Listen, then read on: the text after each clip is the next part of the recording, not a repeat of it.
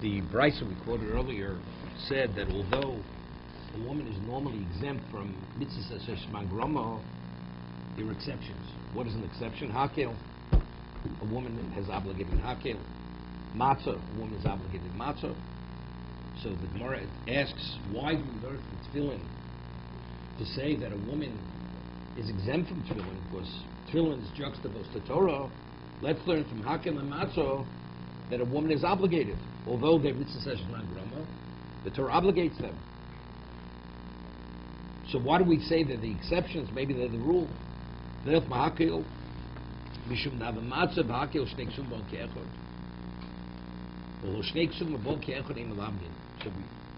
just began discussing this principle because the Gemara is going to speak in detail about this, that there's nothing which is superfluous in the Torah. So if something is a rule rather than the exception, why should Torah repeat itself? Torah says, if the Torah wants to give an example of the obligation of a woman, Torah should say hakel. And we'll draw from hakel, just as hakel, although it's mitzvah mangrama, she's obligated. Something which is similar, has a similar profile, a woman's obligated. So what does Torah have to mention matzah? If hakel is the rule or matzah is the rule, just say one of the two, and I'll draw from that despite the fact that she's mangrama, a woman is obligated. But Torah mentions not only hakel, even matzah. So what does that say? We have a principle known as men matzino. What I find in one location, I apply elsewhere, as long as you can't differentiate. So that tells me that these are the exceptions to the rule. Otherwise, there's no reason for the Torah to repeat itself. Correct? Frank, you with me? Are you in the sukkah or out of the sukkah? Okay. Got bogged down on the table. Okay. Yeah. Test chamisha. Okay. No. If simcha we said is right. not. That No, we asked the question. No, we asked the question. What do you mean? The exclusion says churcha. Right? It says churcha. Right? Or simcha. No, simcha. No, churcha was olas riyah. By simcha, so Mar says because she has no obligation. The husband has to provide. Otherwise, if she would have had an obligation, it would have done. But that was the question. So there's nothing to talk about. And now we have two other. But the Bryce says explicitly have two cases.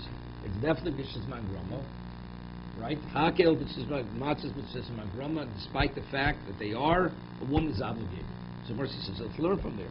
The answer is Shnei Ksum Ke'echad. Ve'im Lamdin. Now the question is, why is the Shnei Ksum Ke'echad Ve'im Lamdin? Wait, so the Gemara says, Yochi. Tefillin Riyod Nami Shnei Ksum Ke'echad Ve'im Lamdin. We learn from Tefillin. Tefillin is juxtaposed to what? To Torah. So that's one case that tells me mitzvahs mangrama, woman is exempt. Then I have another case of what?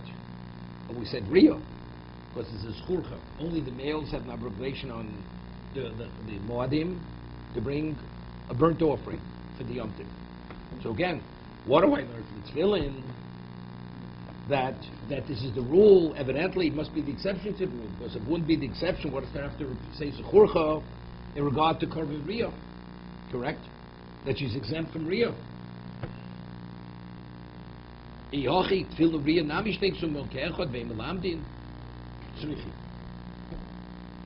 But what about I could explain and show you that the reason why Torah has to mention both is because you couldn't learn one from the other. Because you could differentiate between one and the other. So if you're not able to draw one from the other, then it's not Shnei Ksum Ke'echad, right? It was necessary for Torah to write the other case. Because the second case couldn't be learned from the first case. So it's not superfluous. Okay? Why? It's trichi. Di koser achmon tefillin, lo koser brio. So could you explain again the tefillin? You Okay. said there were two, the tefillin is one. No. How do we know a woman is exempt from this mangrama? Torah juxtaposes still to Torah. Okay. So the Torah states, if that would be sufficient to draw from that a woman is exempt Mrs. Mangrama, the Torah wouldn't have to give me another example of Mrs. Mangrama that a woman's exempt. Olas Riyah, the burnt offering that a person has to bring, burnt offering on the Shalish building, the Torah says Zechurcha. Only the male brings it, not the female. Those are the two there. So I have two? Just the like hakel and, right? Hakel and matzah, same idea. So now the question is, what I have on one side of the equation, I have on the other side of the equation. So Gemara says, no. Regarding tefillin and riyah, I'm not able to draw. I need both. There's nothing superfluous there. Gemara says, "Because of Rachmana tefillin, if the Torah would have only written tefillin, below kos of riyah, and didn't tell me that the woman would be exempt from bringing the olas riyah on the regalim, hava mina, I would have thought, neilef riyah mihakel, I have zera shava. Says riyah in terms of hakel, which it says explicitly a woman is obligated, and it says riyah, it's called olas riyah. You should come to see the countenance of the master, Hashem. So I have the Gzera Shava. So what is the rule? The rule is tefillin. And what is the what? And I would say a woman would be obligated. Would be obligated in what? In Korban Riyah. So therefore I need the exclusion of Riyah Zechurcha to tell me not to learn the Gzera Shava. Correct? Because I would have learned the Gzera Shava otherwise. Havamina El Riyah Mihakel. Because so good, so let the Torah just like Riyah and not write tefillin. The other way. So now tefillin is superfluous. If factually the model is, and the rule is, that a woman is exempt mitzvahs mangromo, so let the Torah just tell me, olas Riyah, which is mitzvahs mangromo, a woman is exempt, and from there I'll draw it to every other case of mitzvahs mangromo, that a woman is exempt. Because of Rachmana Riyah, but because of tefillin, Hava Mino Akish Tefillin Lemezuzah. I would have thought maybe you would like to associate Tefillin with Mezuzah. And what is Mezuzah? Mezuzah is not Mezuzah's Mangrama. I'd say Tefillin assumes the same status as Mezuzah. Tzricha. Why? Because it's juxtaposed to Mezuzah too. Juxtaposition. So according to this expression... One second. No. Right, no. Which means, no. Low cost of tefillin, meaning in terms of factually the Torah put tefillin juxtaposed to the Torah, right? So when the Gemara says let the Torah not write tefillin, let the Torah only write zechurcha, and let's draw from that mitzvahs mangrama, a woman's exempt, and tefillin says no, because the only reason how do I know a woman's exempt from tefillin? Because it's juxtaposed to Torah. Torah of course has to write the mitzvah of tefillin, but why does it have to write it associated with Torah? Just associated with mezuzah.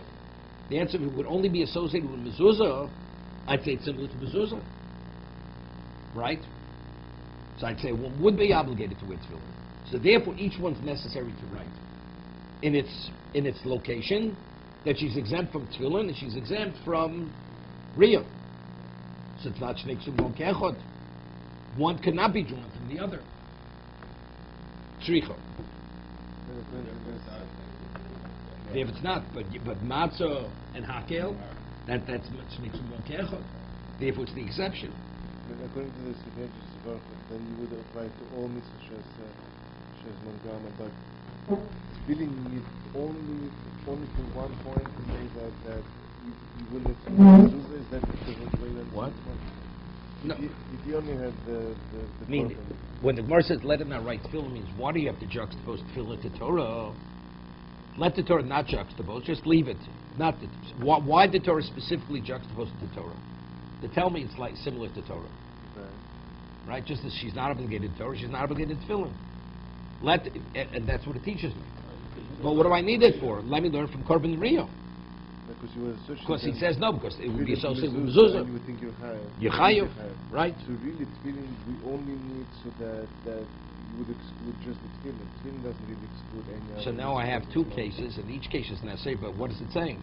Mitzvah says she's mangrama, a woman is exempt. But you would know that except the tefillin from the Juxtaposition to Torah, right? No, from the carbon. No, I need both. I need Riyah Zechurcha because I learned the Gzera Shava. So I need Zechurcha to tell me not to learn the Gzera Shava. And we'll say if that's because what do I need tefillin? What does Torah have to juxtapose? Of course, if I wouldn't juxtapose the Torah, I'd say she'd be obligated in tefillin like she's obligated in mezuzah.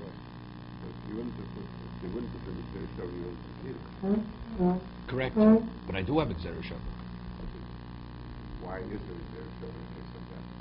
Because Riyah, the things learned from the Other Zera Shava, things. other things. Someone asked a question, Yihochi matzah v'hakel nami? We'll say matzah and hakel. Matzah is Mishra Gromo, and the Torah says, based on the los aseh, Torah associates the aseh with the los aseh of chometz, she's obligated. And hakel, also each one's necessary. Why? Lamai tzrichi. V'ishlomi kosev rachmana hakel v'lo kosev matzah. If the Torah would have only written hakel and not matzah. Haba mino. Neilif chamisha osor michag asukos. What would I learn matzah? I'd say a woman's exempt from matzah. Correct? Matzah is needed. Because sukkah, we have an exclusive for Ezra, a woman is exempt from sukkah. Correct?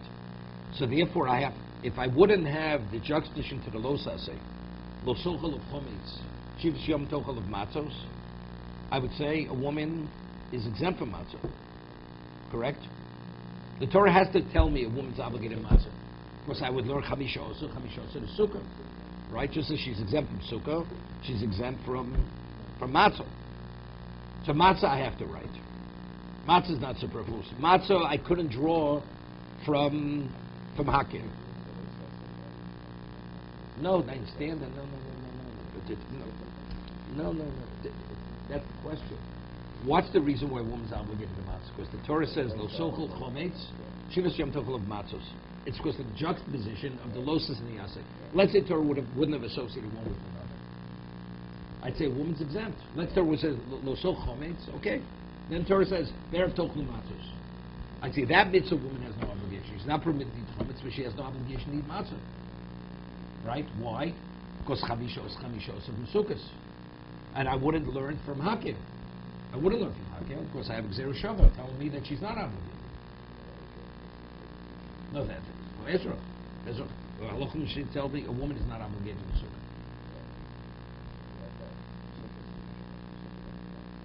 That's what I would learn. So therefore, I need the losa. I have to juxtapose the mitzvah aseh of eating matzah to the losa aseh to say she is obligated. So matzah is needed.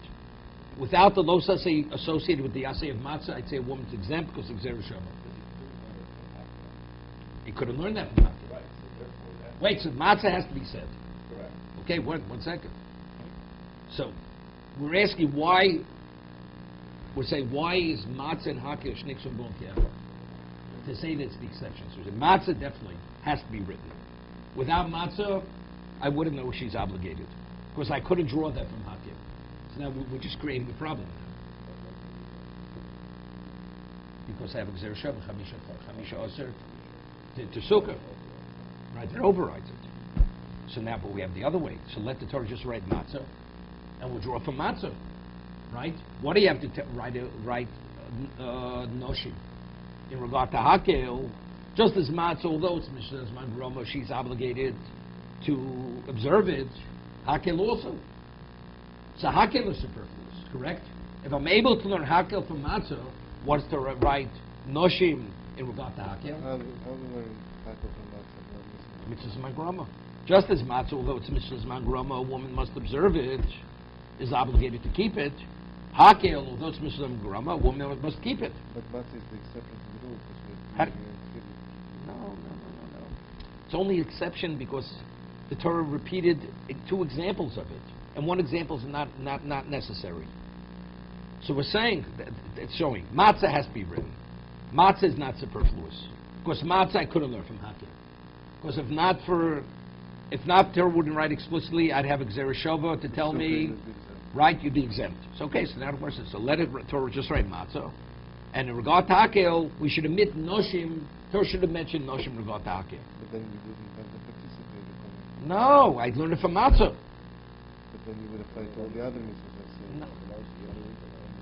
You're missing the note. Okay, the point. Well, again, the Mishnah says, the Brisa says, women are exempt from mitzvahs mangroma. Right? They're obligated in mitzvahs which are not. So we have examples of both. So the Gemara says, why do we say a woman is exempt from mitzvahs mangroma? Because we learn from tefillin. Right? tefillin and Rio, because each of them is what? Are needed. They're not, so therefore that's the rule, not the exception to the rule. However, hakel and matzah wants to repeat itself. If you're able to learn one from the other, evidently, that the Torah repeats itself tells me it's the exception to the rule. Otherwise, what's the repeating itself? Correct? That's the principle of shnik sum b'ol keach v'nei olam. The Torah has no reason to repeat itself. So what is to repeat itself? Because that we're mentioning that she is obligated, this is the exception rather than the rule. And what is the rule? Tefillin and Rio. That is the rule. That mitzvah's mangroma, she's patura. She's exempt. David, you with me? Okay? So now, so the Gemara says, why are we learning that she's exempt from tefillin and Rio? Let us learn from matzah and hakel that she's obligated. So we're saying if that would be the rule, it would be enough just to write one example, and I'll draw from that. What is to repeat itself? So evidently, that it repeats itself indicates that it's the exception to the rule. Right? So the Gemara says, which is superfluous? Which one? Matzah can't be superfluous. Because if I'd have hakel, I couldn't learn matzah from hakel. So matzah is not superfluous, correct? So the Gemara says, okay, so let her just write matzah. What is to write hakel? I'm able to learn hakel from matzah. Just as a woman must observe matzah, although it's smagromo, hakel, although it happens once every 7 years, she must observe hakel. How would you know that? Based on memotzinu. I would draw that. No juxtaposition. That's the model. The model is already stated that mitzvahs and mangroma, a woman is obligated to observe. You understand? We're learning it from those two. What, you see, why does the Torah say those two commandments? To teach us, not just for those commandments, but another thing. But if Torah only writes it once. No, then I don't need the juxtaposition. You don't need, but maybe saying, why don't we learn No, from that? wait. Obligated. No, because otherwise I'd learn from tefillin and Rio. I would learn tefillin and Rio tells me that a woman's absolved, is exempt. But what about if I have one case and the Torah says a woman is obligated to matzah? Which one do you learn from? You always interpret it when it's ambiguous. You don't know which direction to go. You always go in the more obligating direction, right? So she's obligated matzah. She's obligated all mitzvahs mangroma. That's what I would say. So what about those two cases? They are the exceptions. But how do I know if I would have juxtaposed matzah to the lo sasev chometz, I would learn from tefillin. So the Torah says no.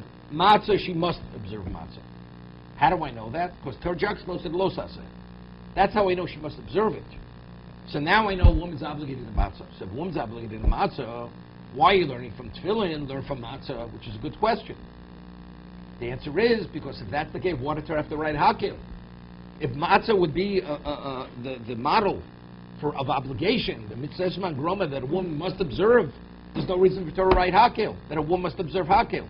So evidently, if Torah must write hakel, it must be that these are the exceptions. They're not the rule. That's what the Gemara is saying at this point. Let the Torah just write matzah, and noshim, that the Torah says explicitly, a woman must observe hakel, is not necessary. Vanamino, the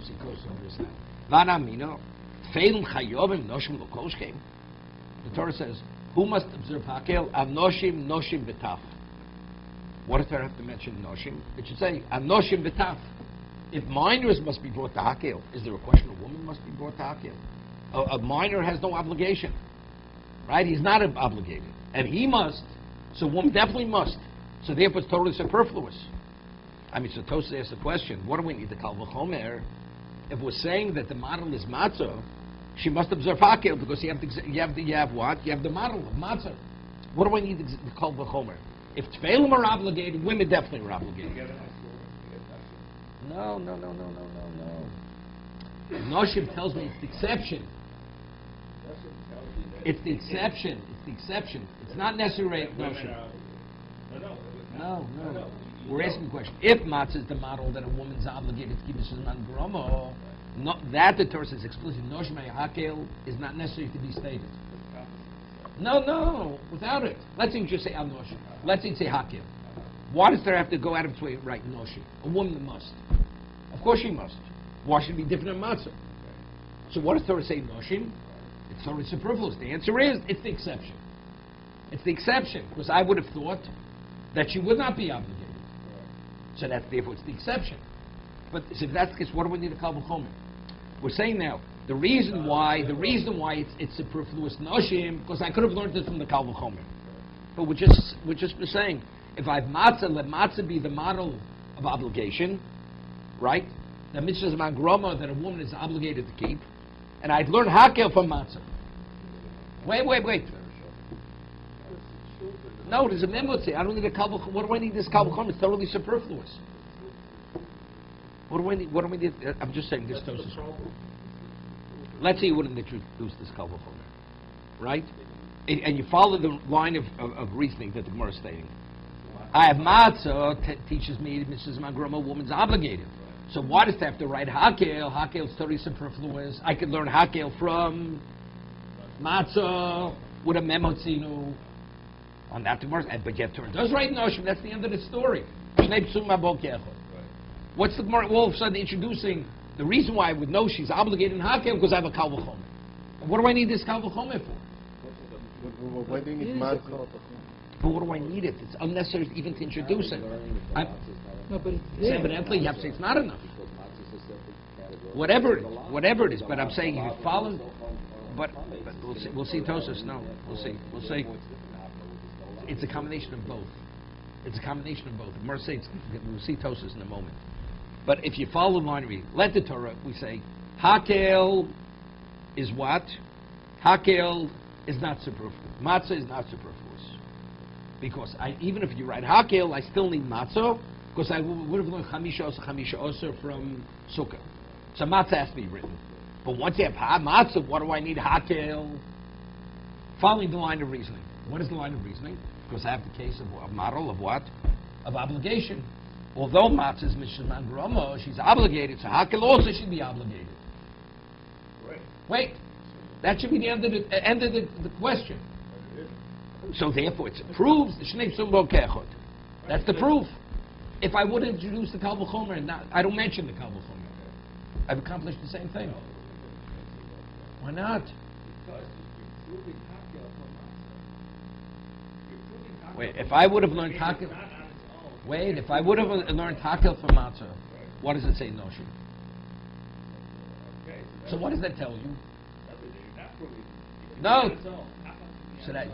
So you're telling me that a woman that, despite I could have learned, the Torah still has to tell me noshim. So that tells me this is not the rule. These are the exceptions to the rule. Following the principle of shnei sumah, these are exceptions. Okay. So by not mentioning the kal v'chomer, I've said the same thing already. I'm able to learn hakel from matzah, what is to write noshim? Women are obligated in hakel. It's totally superfluous. It's unnecessary. Because I would have thought, despite the fact, she'd still be exempt. Why would she be exempt? Because matzah is the exception, not the rule. Therefore, the Torah has to write noshim. If the Torah left out noshim and just included the children, you would have been able to come to the same place. But I don't need to. But I don't need that. What do I need that for? I have a memotzinu. No, but the Torah put in children. Okay, because children, for sure I wouldn't have told children. Children, for sure I wouldn't have. Child is not obligated. But the fact that the Torah does. Okay. So what are you going to do with that? Torah does, because it has to. Do I have a choice? How would I know that you're supposed to bring your children? You bring children. To hakel. Why did it put, if you start that, then why did it put noshim? So the reason why it mentions noshim is to tell me that if it wouldn't have said noshim, I would have thought a woman would be exempt. But how could you think that? I have matzah. It's evidently because matzah is the exception, not the rule. That's why the Torah had to write noshim.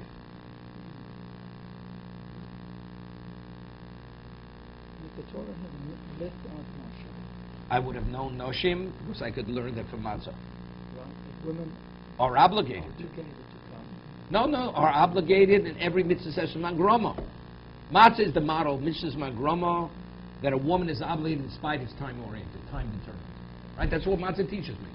So What does it have to mention? That a woman must come to Hakel. It's understood she must come to Hakel. Because Hakel is no different than Matzah. Although it's time determined, the Torah obligates a woman. So why does it have to go out of its way to say explicitly a woman must? It's understood a woman must. Why would I say not? In terms of lo sase, does the Torah say a man and a woman? We don't differentiate between man and a woman. So the same thing, we're not to Hakel. We already have the rule stated, a woman must observe mitzvahs mangrama. Where's the rule stated, matzah? That's where it's stated. So Hakel, although it's time determined, she's obligated as matzah. So why does it have to write noshim? So the word noshim is superfluous. So that's why we learn that it's an exception as well. That tells me that's why it's an exception. So if that is, and that's the line of reasoning. So what the Gemara says, if the Torah wouldn't write, why does the Torah have to write noshim? I have a kal v'chomer. What does that have to introduce kal v'chomer now? It's totally superfluous. Following the line of reasoning, I would have learned from matzah. I would have learned from matzah as the rule. Right? So what does it have to write noshim? The word noshim is totally superfluous. We're trying to show this is Right. What is the meaning of Shnei Ksub Kevin? It's superfluous. It's unnecessary to write. Noshim is unnecessary to write. Why is noshim unnecessary to write? Because I can learn from matzah. That's why it's unnecessary. So what does the Gemara have to say? What does it have to say? Noshim, I'm able to learn kal v'chomer. If the tefillim, if the minors, the children must be brought. Of course the woman must come. It's totally irrelevant. You're introducing something now which is irrelevant to the whole line of reasoning.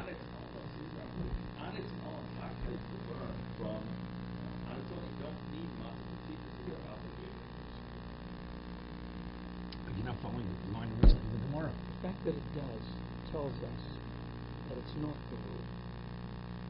That women are not bound in possible mitzvahs. Why isn't it? That the Torah has to say noshim. The inclusion of noshim tells us it's also an exception. No, that's why it's an exception. It teaches that it's an Well, what do I need the kal v'chomer to tell me it's an exception? Why isn't it enough to say it's an exception because I can learn from matzah? Why isn't that enough to tell me it's the exception? Factually, noshim is superfluous. There's a double mention. No, but what? Double mention. Let's say the Gemara never introduced the kal v'chomer of children. Yep, if children must, women definitely must. The Torah wouldn't mention that. The Gemara wouldn't mention that. What would I say? Why does the Torah mention women in regard to Hakel? I'm able. It would be good, but then I wouldn't know to bring the children. No, the Torah would write children. No, you said it didn't mention children. So now No, it has to mention. Children has to mention. But that introduces the kal v'chomer. But what do I? But to establish the principle, I don't need the kal v'chomer. If it struck the word noshim, that's the question. Now you're asking the question. Right, it struck noshim. It struck the word noshim. So now you wouldn't have a double mention. You would only have the double mention. Wait. It's good. Then it's good. So I would know. Then it's good. Wait. Then I would say a woman must come. Women must come. So why does it mention women? Children. Women. In order to establish it's an exception. That she's exempt, and She's it's exempt. and This is an it's exception. exception. Yes. So if that's the case, the Gemara says, what does there have to write Hakel in regard that a woman's obligated, even if women would not be mentioned? We know she's obligated because of the kal v'chomer from children. I know she's obligated because I learned from matzah. So it's a good question. So what does the Gemara have to introduce? The only Complicate things, bring in a kal v'chomer. It's unnecessary to introduce kal v'chomer. But Yeah, but again, we're going. look, Okay. it's an obvious kal v'chomer, but the reason it does it is to tell us the children must come. We had to do it. Let's read Tosas inside. Okay? Now, very often the Chazon Ish writes, the Marsha is very basic for Tosas. So the Chazon Ish writes that if one studies Tosas, doesn't ask the Marsha's question, that means you don't understand Tosas. Sometimes the Tosas is a question from another location. Okay? So you don't know the other location. But if you're learning Pshat and you don't ask Tosas question, evidently you're missing something. You learned the Gemara. I mean, all of a sudden we're following a certain pattern of thought, and then all of a sudden it goes off to left field and it says a kal v'chomer.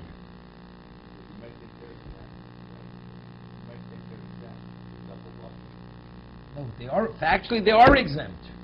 Actually, They are exempt. Hakel is not exempt. I understand that. You can't tell me she's exempt. It says explicitly noshim. You can't tell me she's exempt. But I'd say without noshim, I'd learn from matzah. Yeah.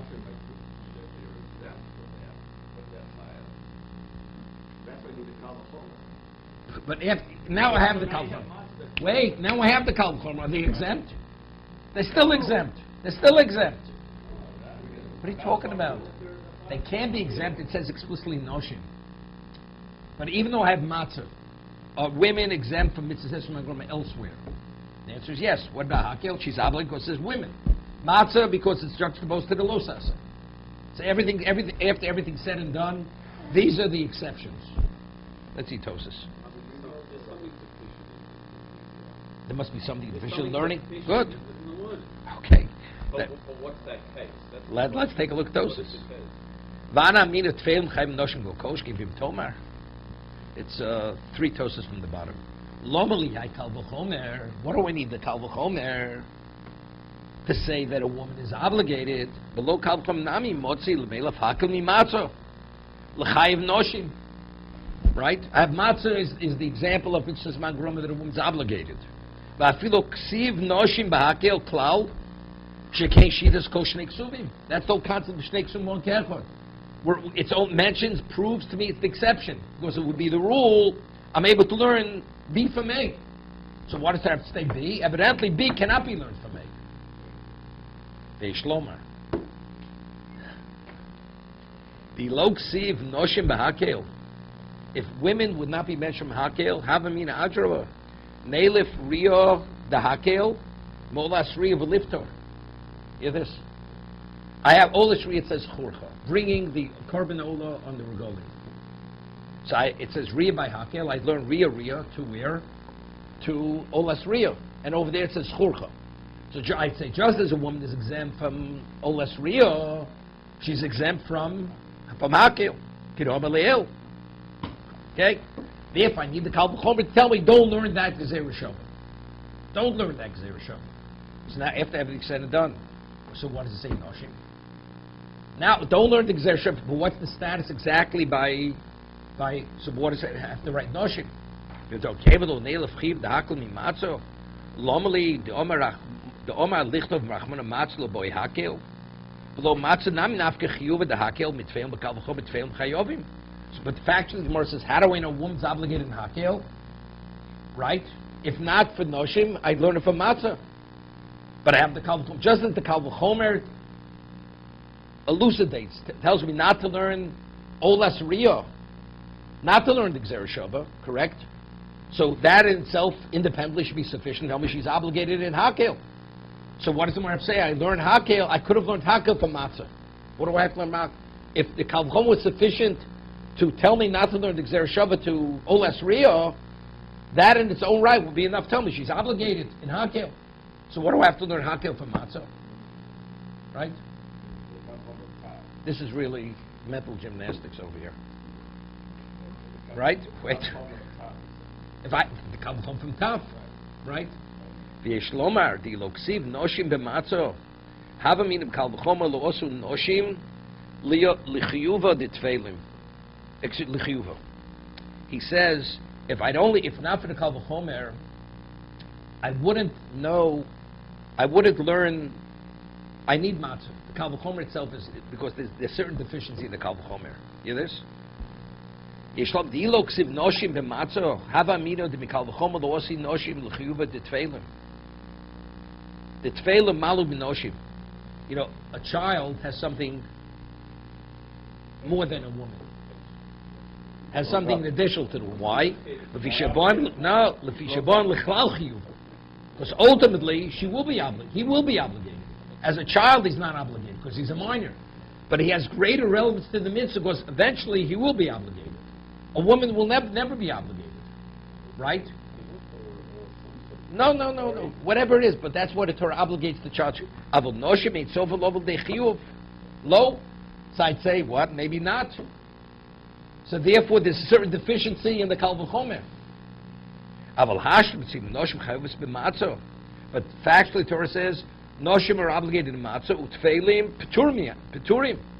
So even though the child, as an adult, we obligated in matzah, that's not enough to obligate him as a child. Right? And doesn't make, we want to say, maybe, although I have the kal v'chomer, I have a certain fallacy in the logic. Because a child has relevance to the mitzvah when he becomes an adult, a woman doesn't. So we say, if that's the case, so why doesn't Torah obligate a child in eating matzah? Because ultimately he'll be obligated as an adult. Right? Yet the Torah says a woman must and a child does not have to. So evidently the Torah is saying, don't address that, don't make that differentiation. That's what I'm learning from matzah. Right? Now this validates the kal v'chomer. I need matzah to validate the kal v'chomer. Because otherwise I say the kal v'chomer has a fallacy in it. Because I'd say the reason why a child must come to hakel, because ultimately he'll be obligated as an adult. It's interesting. The kal v'chomer of course it has to be.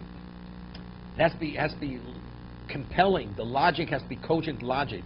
The moment you can say one has a certain strength over the other, the kal v'chomer doesn't stand any longer. I'll give you an example. It's interesting. I mean, this concept. Gemara says that, speaks about chinuch, Gemara Chagiga, says that a child who cannot walk, the father has no obligation to bring him to Yerushalayim. Right? This is not hakel. To bring him, because it says regolim, he has to be able to walk. It was regel. So the Gemara has a question. He's lame. The child is lame. Although the father can carry the child, he has to be able to walk on his own. No, he has legs. And of course he's exempt. Wait a second. Gemara says, what about as a child? He's lame, but by the time he becomes an adult, he'll recover, and he'll be able to walk on his own. We're talking about chinuch. A father has to start training his child in the mitzvah for when he will be an adult. Right? So when he'll be adult, he'll actually already be conditioned to fulfill the mitzvah. This is all rabbinical. So Gemara says, what about if he's lame as a child, and it's only a temporary state, but he will recover by the time he's an adult? Gemara says he's still potter. Chazal did not obligate him, even though ultimately he will be obligated as an adult, but since presently he's not capable to walk, chinuch doesn't obligate the father to that degree. So the Gemara is dealing with this issue. You may think, since ultimately he will become of obligation. He will be obligated because he will be able to walk. So maybe the father has to train him already as a minor. So that the Gemara says no. Even as a minor, we look at him as an adult presently. And since as an adult in the present state, he would not have to go. Therefore, the father does not have an obligation of chinuch. To be continued.